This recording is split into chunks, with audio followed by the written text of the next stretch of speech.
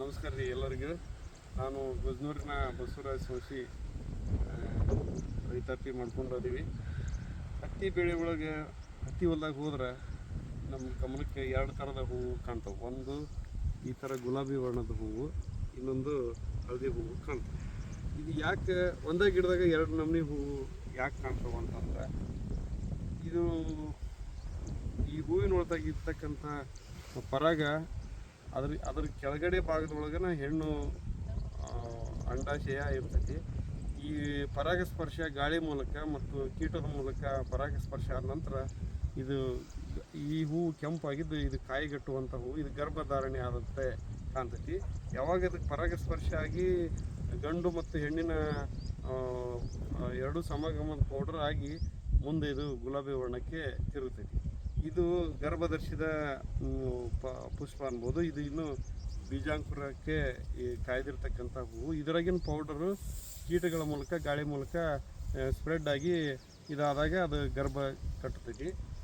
ಈ ಹಂತದೊಳಗೆ ಹತ್ತಿಗೆ ಗುಲಾಬಿ ಕಾಯಿ ಕುರ್ಕ ಅನ್ನುವಂಥ ಹುಳ ಬರ್ತೈತಿ.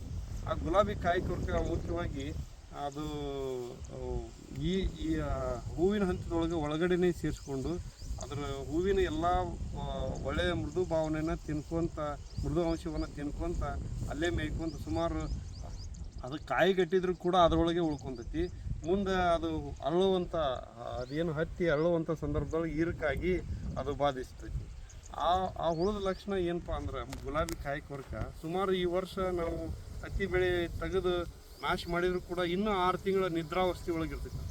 6 ತಿಂಗಳ ನಿದ್ರಾವಸ್ಥೆ ಒಳಗಿದ್ದು ಅದು ಬದುವಿನೊಳಗೆ ಆಮೇಲೆ ಅದು ಹರಟಿ ಒಳಗೆ ಕುತ್ಕೊಂಡು ಮುಂದಿನ ಬೆಳೆಗೂ ಕೂಡ ಬಾಧೆ ಮಾಡ್ತೈತಿ. ಅದಕ್ಕೆ 1 ವರ್ಷ ಹತ್ತಿ ಬೆಳೆದ ನಂತರ 6ನೇ ವರ್ಷನೂ ಹತ್ತಿ ಬೆಳಿಬಾರ್ದು. ಅದರಿಂದ ಪದೇ ಅದು ಅಲ್ಲೇ ಪುನರುಜ್ಜೀವನಗೊಳ್ತಾ ಅದು ತನ್ನ ಕೆಲಸವನ್ನು ಮಾಡಿ ಹತ್ತಿ ಬೆಳೆಗೆ ತೊಂದರೆ ಕೊಡ್ತೈತಿ. ಅದಕ್ಕೆ ಪರ್ಯಾಯ ಬೆಳ್ಕೊಂತ ಇರಬೇಕು. ಅಂದ್ರೆ 1 ವರ್ಷ ಹತ್ತಿ ಬೆಳೆದ ನಂತರ 1-2 ವರ್ಷ ಬಿಟ್ಟು ಬೇರೆ ಬೆಳೆ ಬೆಳಿಬೇಕು. ಅಂದಾಗ ಅದು ನಾಶ ಆಕೈತಿ.